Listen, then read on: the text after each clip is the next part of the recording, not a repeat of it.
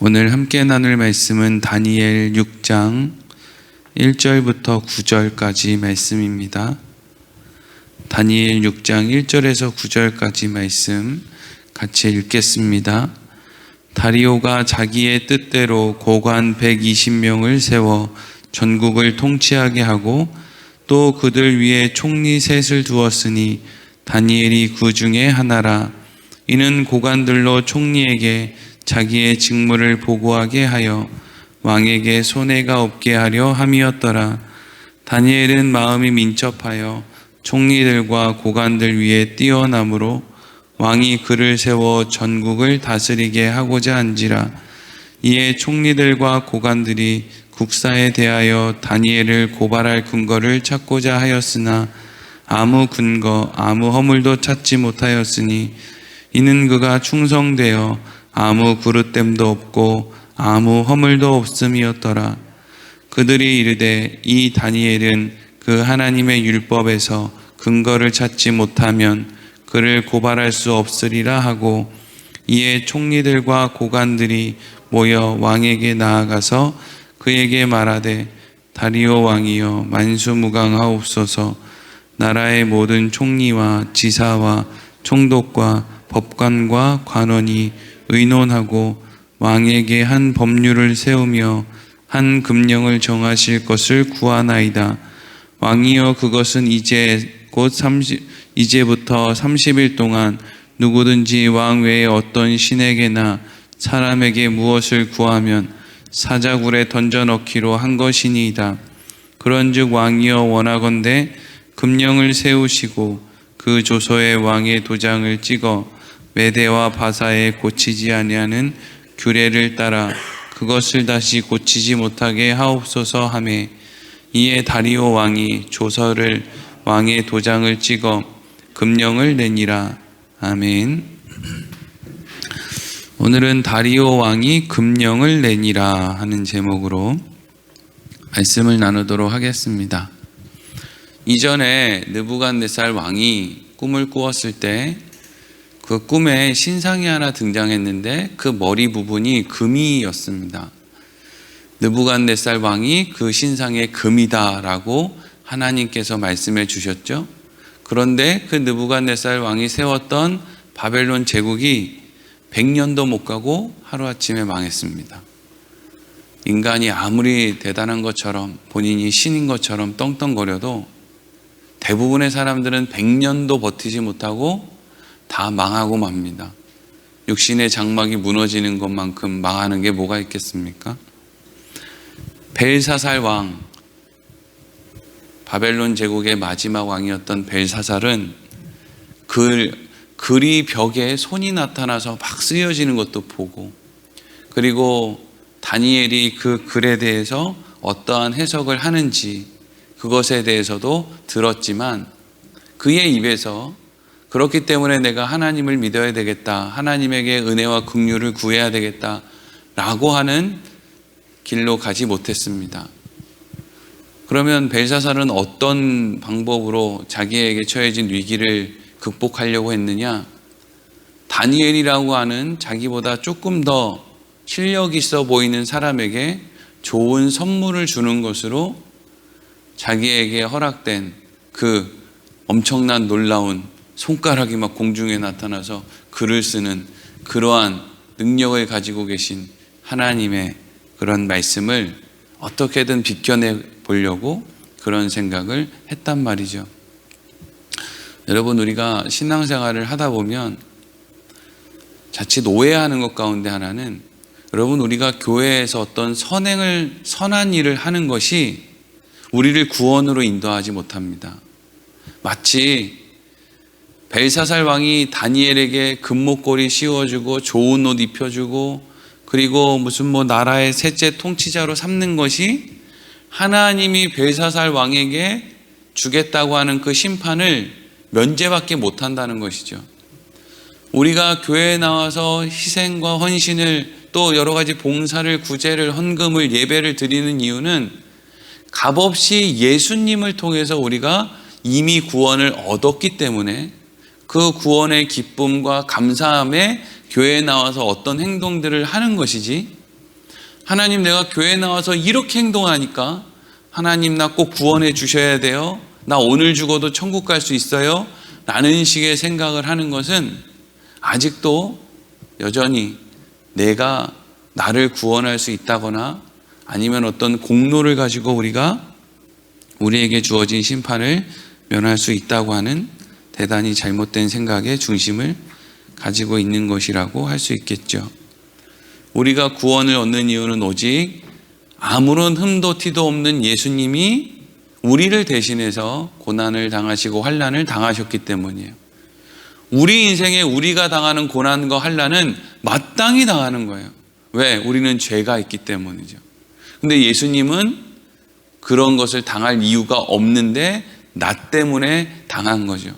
그러니까 우리는 늘 그것만 생각하는 거예요. 그거는 예수님이 우리를 위해서 나 때문에 이런 행동을 하셨고 이런 일을 당하셨다. 이게 이제 그리스도인들의 중심에 있어야 되는 것이고, 내가 어디에서 뭐 세상에서 교회에서 뭐 누구를 도왔고 선행을 했고 어떻게 선한 행동으로 어떤 삶을 살았고 이런 것은 사실은 뒷전이 되어야 되는데, 많은 경우에 있어서 뒷전으로 삼아야 될 나의 행동, 나의 선함 이런 거는 다 전면으로 내세우고, 실질적으로 예수님 얘기하면 하품나고 예수님이 십자가에 죽었다 그러면 지루하고 맨날 첫날 듣는 얘기 하는구나.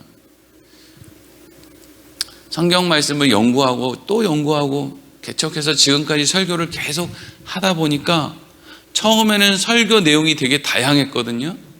근데 설교를 준비하면 준비할수록 설교 내용이 계속 단순해져요.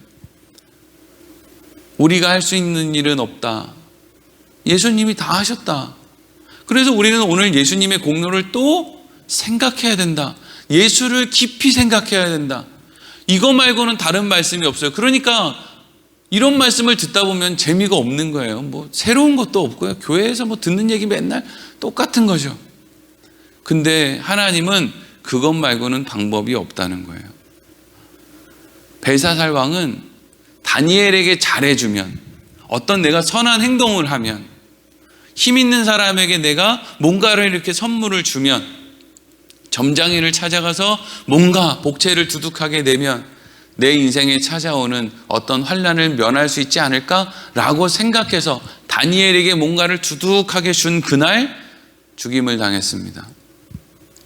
가장 믿었던 사람이 절대 무너지지 않을 것 같았던 바벨론의 성문을 페르시아군에게 열어주고, 해자를 채우고 있었던 물길을 돌려서 다 빼버리고, 그래서 원수가 너무나 쉽게 걸어서 바벨론 성의 문을 열고 그리고 당당하게 들어와서 벨사살을 죽이는 거예요.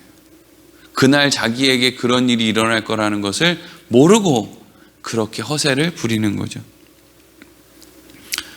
그 가운데 다니엘이 등장하죠. 여러분, 다니엘서에 나오는 다니엘의 모습을 가만히 보면 많은 사람들이 생각하고 있는 다니엘의 모습이랑 좀 다른 게 뭐냐면요, 다니엘은 한 번도 자기가 바벨론에서 높은 자리에 올라가야 되겠다라는, 그래서 내가 하나님께 영광을 돌려야 되겠다라는 생각을 한 번도 해본 적이 없습니다. 다니엘이 세웠던 모든 계획은 나 하나님이랑 친하게, 하나님을 떠나지 않는 자리를 지킬 거야, 하나님과 임마누엘 할 거야, 하나님과 동행할 거야, 이게 다니엘의 생각이었지. 나 하나님한테 잘해서 세상에서 잘 먹고 잘 살아서 하나님께 영광 돌릴 거야, 이런 생각은 진짜 한 번도 품어본 적이 없고, 그래서 다니엘이 나 하나님이랑 친하게 잘 지내는 게 내 꿈이야, 그게 다니엘이 뜻을 정한 거였고, 그런데 나는 하나님이랑 잘 지내기만 하면 되는데 이상하게 그런 삶 가운데 고난과 환난이 닥쳤죠. 다니엘의 세 친구도 마찬가지고요. 그런데 그러한 고난과 환난을 통해서 하나님이 다니엘과 다니엘의 세 친구의 삶을 통해서 하나님의 일을 이루신 것이죠. 이게 사실 다니엘서에 나온 것이지, 다니엘이 어떻게 공부했더니, 다니엘이 어떻게 기도했더니 하나님이 다니엘을 얼마나 높은 자리에 세워주셨습니까? 그러니까 여러분도 여러분 자녀들을 위해서 기도하고 이렇게 공부를 시켜서 여러분 자녀들을 이 나라의 대통령을 세우고 국회의원을 만들고 국무총리를 시켜서 하나님께 영광 돌리십시오 라고 하는 것은 성경에 없는 논리죠. 인간은 세상 못 이겨요. 세상의 자리에 갖다 놓으면 인간들 못 이긴다고요. 야, 저 사람은 교회 장로인데도, 권사 집사인데도 저렇게 정치를 하나? 저렇게 회사를 운영하나? 저렇게 갑질을 하나? 아니요. 이 땅에서는 그 자리에 데려다 놓으면 뭐 목사고 장로고 누구고 할 것 없이 다 갑질하게 돼 있어요. 그게 인간의 어리석음이고 연약함이라는 것이죠. 다니엘은 그저 묵묵하게 하나님과 동행하며 사는 것이 목적이었는데, 하나님은 그런 다니엘을 통해서 해야 될 일이 있으니까 또 하나님께서는 다니엘이 정권이 바뀌고 나라가 바뀌었는데 바벨론에서 총리 역할을 하던 왕을 제외한 최고의 통치자 역할을 하던 다니엘이 다시금 페르시아가 이제 전 세계를 주름잡는 그때 페르시아의 가장 높은 자리, 총리의 자리에 오르게 되는 것이죠. 이건 정말 역사상 전무후무한 일이고, 그렇잖아요. 정권만 바뀌어도 지도자들이 다 바뀌는데 나라가 바뀌었는데 최고 지도자가 그대로 유지된다는 건 정말 이해할 수 없는 일이죠. 그렇죠? 오늘 1절 말씀 같이 읽겠습니다. 시작. 다리오가 자기의 뜻대로 고관 120명을 세워 전국을 통치하게 하고. 아멘. 신학자들은 이 다리오라고 하는 사람이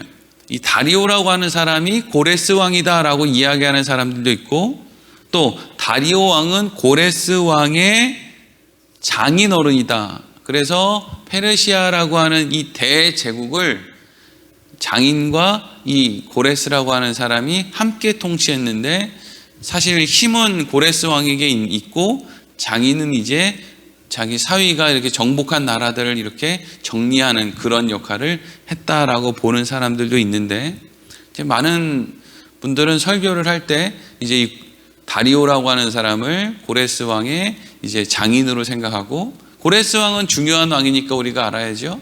이스라엘 백성들을 다시금 예루살렘에서 고국으로 돌아가는 고레스 칙령을 발표한 페르시아의 왕이죠. 그러니까 고레스가 정식으로 대제국 페르시아의 초대 왕으로 등극하기 전까지 이 다리오라고 하는 고레스의 장인이 계속, 고레스는 정복 전쟁을 하고 정복한 뭐 바벨론과 같은 땅들을 이렇게 잘 정리하는 그런 역할을 했다라는 것이죠. 그런데 그런 역할을 하는데 다니엘이 필요했던 것 같아요. 2절에서 4절까지 말씀 보겠습니다. 시작. 또 그들 위에 총리 셋을 두었으니 다니엘이 그중 하나라. 이는 고관들로 총리에게 자기의 직무를 보고하게 하여 왕에게 손해가 없게 하려 함이었더라. 다니엘은 마음이 민첩하여 총리들과 고관들 위에 뛰어나므로 왕이 그를 세워 전국을 다스리게 하고자 한지라. 이에 총리들과 고관들이 국사에 대하여 다니엘을 고발할 근거를 찾고자 하였으나 아무 근거, 아무 허물도 찾지 못하였으니 이는 그가 충성되어 아무 그릇됨도 없고 아무 허물도 없음이었더라. 아멘. 그런데 이 다리오 왕이 전국을 다스리기 위해서 120명의 사람을 세웠고 그 위에 3명의 총리를 세웠는데 그 중에 한 명이 다니엘이었다 하는 거예요. 근데 다니엘이 어떻게 소개되고 있습니까? 그는 마음이 민첩하고 다른 고관들 위에 뛰어났다. 이런 말씀을 보면 다니엘이 다른 사람보다 IQ가 높은가? 다른 사람들보다 더 많은 공부를 했나? 뭐 이런 생각을 막 할 수 있죠. 더 많이 지혜로웠나? 근데 사실은 여러분이 페르시아라고 하는 나라의 다른 총리들은 그러면 다니엘만 못했을까? 그렇지 않을 거예요. 이 사람들도 공부 많이 했을 거예요. 특별한 재능이 있을 거고, 이 대제국의 세 사람 가운데 든 나머지 2사람이 뭐 다니엘만 못하겠습니까? 그런데 중요한 건 뭐냐면 다니엘은 하나님과 동행하는 게 인생의 목적이었고요. 다른 사람들은 자기의 유익을 위해 사는 것이 인생의 목적이었어요. 그러니까 당연히 지혜와 명철이 다를 수밖에 없죠. 사람은 몰라서 그리로 가는 게 아니고요, 욕심 때문에 그리로 가요. 그리로 가면 안 된다. 나 일로 가면 고생문이 환하다. 나 지금 집에 안 들어가고 친구들이랑 술 마시러 가면 밤에 늦게 집에 들어가면 부인이 그냥 바가지 긁고 난리가 난다 라는 뻔한 상황이 그려지는데 어디로 가요? 그냥 또 술 먹으러 가요. 왜? 그 당시의 욕심이 이 사람을 사로잡고 있는 거예요. 이런 사람을 우리가 지혜와 명철이 있다, 민첩하다라고 얘기할 수 없죠. 왜? 욕심이 붙들려 있거든요. 모르는 게 아니에요. 모르는 게. 다니엘만 특별하게 뭘 대단하게 더 알아서 그렇다고 왕이 계속 꿈을 꾸는 것도 아니잖아요. 그러니까 다니엘이 누군가에게 민첩하게 명철하게 보이는 것은 이 사람의 삶의 중심에, 모든 판단의 중심에 나는 하나님과 함께 하는 거야. 하나님과 함께 하는 게 내 인생의 목적이야 라고 하는 거. 이게 있었다는 거예요. 이게 중요한 거. 이게 믿음의 사람들이 결국 얻어내는 마음의 중심이 이런 거예요. 나에게 필요한 건 하나님과 동행하는 것이지 돈도 명예도 권세도 인기도 아닌 거야. 왜? 이것만 영원하거든. 이 이후에 있는 거, 돈, 명예, 권세, 인기, 이거 하루아침이라는 거예요. 여러분, 왜 연예인들이 그렇게 맨날 공황장애가 어떠니, 우울증이 어떠니, 뭐가 맨날 정신병에 걸려서 그래서 무슨 환각 증세가 일어나는 약을 먹고 왜 그렇게 하는 거예요? 겁이 난다는 거죠. 뭐가요? 나는 이게 지금 나의 인생의 전부인데 이게 사라져 버릴까 봐 겁이 난다는 거죠. 영원하신 하나님 외에 모든 것은 다 영원하지 못하고 언젠가는 다 사라지고 말아요. 그렇게 다니엘이 바벨론에 3명 있는 총리 중에 1명이 됩니다. 어제도 잠깐 말씀을 드린 것처럼 다니엘은 이걸 원하지 않았을 거예요. 이런 나라의 총리가 된다는 건 하나님과 동행하는 인생을 살기가 만만치 않아진다는 것을 이야기하는 것이고, 또 다른 편으로는 같은 유대 민족으로부터 손가락질을 받을 수밖에 없는 그런 형편이라는 것을 의미하는 거예요. 누가 다니엘의 중심을 알겠습니까? 말하기 좋아하는 그 유대인들, 세상 사람들이 다니엘을 뭐라고 평가했겠습니까? 야, 저 고인물. 요즘에 고인물이라는 뜻 아시죠? 아주 그냥 그곳에서 버틸 대로 버텨서 아주 요령을 터득한 그런 인물. 야, 어떻게 바벨론에서 정권이 바뀌어가지고 이렇게 페르시아로 넘어가는데 거기서도 총리를 해먹냐? 진짜 저 미꾸라지네, 법꾸라지.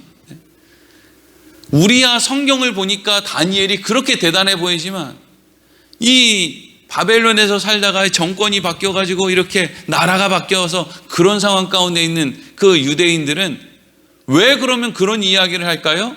내심 속으로는 부러우니까. 나도 저렇게 하고 싶은데 나는 못하니까. 죽었다 깨나도 나는 저렇게 전에도 총리하고 지금도 총리하고 이걸 못할 거니까. 그러니까 어차피 못하는 거 뭐라도 하는 거예요? 욕이라도 하자.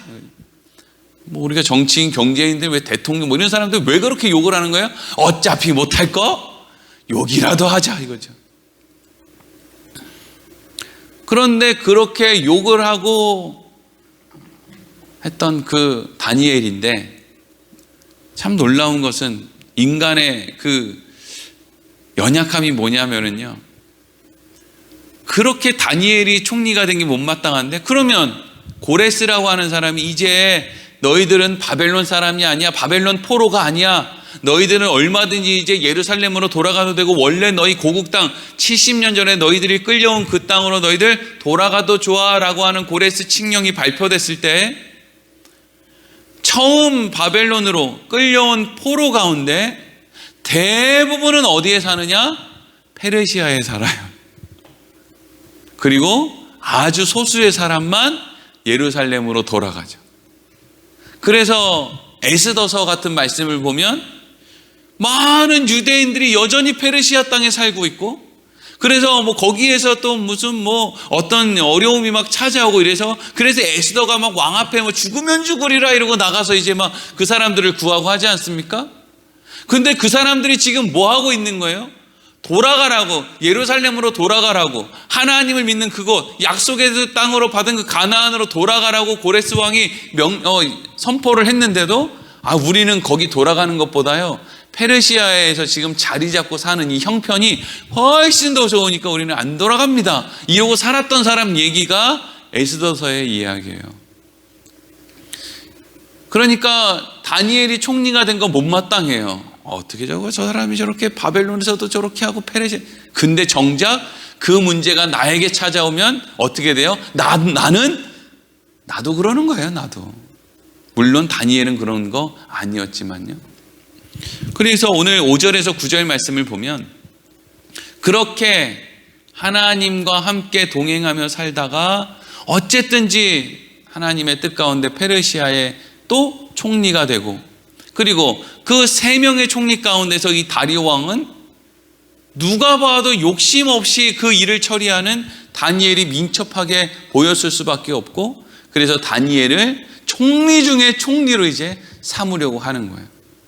높은 자리에 올라가는 거 한 개도 안 좋고요, 역할 많이 맡는 거 하나도 안 좋습니다. 왜? 사람이 안 좋거든요. 사람이 안 좋아요.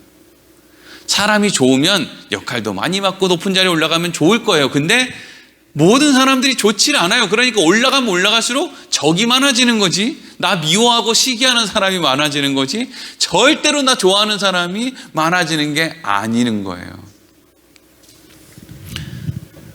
나머지 2 총리를 비롯한 모든 그 페르시아에 있는 고관들이 전부 마음을 합해서 왕을 찾아왔어요. 그게 5절에서 9절 말씀인데 그냥 내용만 말씀을 드리면, 그래서 왕에게 왕이시여, 우리가 지금부터 30일 동안은 왕 외에 그 누구에게도 무엇을 구하지 못하도록 하는 그런 법을 좀 만듭시다. 이것이 모든 고관 또 나머지 2명의 총리의 뜻입니다. 이러고 이제 왕을 찾아온 거예요. 지금 이거 뭐 하려고 이런 짓 하는 거예요? 궁극적인 목적은 미운 틀에 박힌 다니엘 1명 처리하려고 지금 이 많은, 배우면 배웠다라고 하는 이 많은 사람들이 지금 이런 짓을 하고 있는 거예요. 그 한 사람 없애려고 마음을 모아서 왕에게 찾아와서 왕을 위하는 척하면서 그걸 어기는 사람은 사자굴에 넣읍시다 이러는 거예요. 바벨론의 느부갓네살 왕 때 가장 끔찍한 형벌이 뭐냐면 풀무불에 넣는 거였고요, 페르시아 이 다리오 왕 시대에 가장 끔찍한 형벌이 사자굴에 넣는 거예요. 그러니까 다 인간이 느끼는 고통 가운데 아주 끔찍한 고통을 느낀다는 것일 뿐 사실 그 겉모양만 다른 것이지 그건 다 내용은 똑같은 것이죠. 그러니까 제일 끔찍한 방법으로 죽이자는 거예요. 오늘 말씀을 통해서 우리는 결국 3가지를 배우게 됩니다. 첫 번째는 우리의 선행이 우리를 구원하는 것이 아니다. 우리가 죄인 되었을 때 이미 예수님께서 우리를 구원하셨다. 여러분, 이것만 잊어버리지 않아도 우리는 나락으로 떨어질 일이 없어요. 누구를 용서하지 못하거나 해가 지기 전에 그 나쁜 감정을 풀지 못해가지고 으르렁대는 그런 마음을 계속 품을 이유가 없어요. 내가 왜 구원받았는지만 알아도. 근데 자꾸 우리는 이걸 까먹고 내가 뭘 잘해서 구원받았다라고 생각을 하는 게 문제인 거죠. 2번째는 바벨론이나 페르시아나 사람 사는 게 어떻게 이렇게 똑같냐는 거죠. 왕이 하는 짓, 나한테 뭘 구해라, 나한테 절해라, 요거 조금 다른 거. 그리고 왕을 어떻게 찾아가서 어떻게 구슬리느냐, 요것만 조금 다르지. 바벨론이나 페르시아나 자기 미운 사람 죽이려고 이렇게 저렇게 다른 사람 이용하고 다른 사람 높이는 것 같이 하지만 실질적으로는 자기의 욕심을 채우기 위해서 다른 사람을 높이고 하는 이 모든 일들이, 이 모든 인간의 역사가 한 개도 다르지 않다는 거예요. 우리는 뭐 인간의 역사가 뭐 몇만 년이다, 뭐 몇천 년이다 막 이렇게 하지만 하나님이 보셨을 때 인간의 역사는요, 그냥 100년이에요. 왜? 똑같은 놈이 똑같은 짓 하다가 죽고 또 똑같은 놈이 태어나서 똑같은 짓 하다가 죽고 좀 다른 것 같이 할 것처럼 그렇게 말하고 행동하던 사람도 그 자리에 가면 또 똑같이 말하고 행동하다 죽고 맨날 100년 그러고 있는 거예요. 그러니까 우리야 뭐 만년이다, 천년이다, 뭐 어쩌고 저쩌고 하지만 하나님은 아유, 저 100년짜리 인생들, 점도 안 되는 것들 참 그렇게 보이겠죠. 그리고 마지막은 이게 제일 중요한데요. 그런데 그런 세상, 그런 인간의 역사 속에 어떤 사람들이 등장하느냐? 하나님과 함께하는 것이 가장 좋은, 인생의 목적이 하나님과 동행하는 것이 된 사람들이 등장을 한다는 거예요. 그러니까 태어날 때부터 그렇게 했다는 것이 아니고요. 하나님께서 어떤 인생의 과정을 거쳐서 그 사람들의 마음의 중심에 아브라함처럼, 이삭처럼, 야곱처럼, 다윗처럼 그들의 삶의 중심에 하나님과 동행하는 것이 제일 귀한 것이구나, 이것을 알게 하는 소수의 사람들이 있다는 거예요. 여러분, 그런 사람들은 사실 세상의 높은 자리에 올라가서는 그런 걸 얻기가 쉽지 않습니다. 그리고 세상의 높은 자리에 올라가도 다니엘처럼 살아야 되기 때문에 맨날 사람들이 자기 시기하고 질투하고 원망하는 그 자리에 서 있어야 돼요. 둘 중에 하나예요. 세상의 것에서는 아예 기대를 버리든지 아니면 그 자리에 올라가서 아무것도 못 누리고 맨날 구박이나 당하든지. 근데 그걸 통해서 우리가 뭘 알아요? 아, 저 사람은 인생의 목표가 이런 게 아니구나, 하나님과 동행하는 것이구나, 그러니까 저 사람이 저렇게 오늘도 살아가는구나 라는 것을 알게 되는 사람들이 있다는 것이죠. 그게 여러분 그리스도인들의 삶이고, 성경에서 구름같이 허다한 증인들이라고 하는 사람들이 살았던 인생의 모습인 거예요. 여러분, 우리가 오늘도 이 땅을 살아가는 동안에 나의 인생의 목표가 뭐냐? 그냥 돈이나 벌어서 삼시세끼나 먹고 따뜻하게 잠이나 자고 자식이나 잘 키우다 그냥 죽는 거냐? 물론 그게 의미 없는 건 아니지만 그것을 뛰어넘는 더 중요한 가치가 우리에게는 있어야 된다는 거죠. 그게 뭐죠? 하나님과 함께하는 거. 하나님과 함께하기 위해서 나의 삶을 돌아보는 거. 내가 거룩하니 너희도 거룩해야 돼 라고 하는 그 하나님이 우리에게 주신 말씀의 의미를 우리가 바르게 이해하는 거. 그게 여러분 우리의 삶의 중심에 있어야 된다는 거죠. 기도하겠습니다.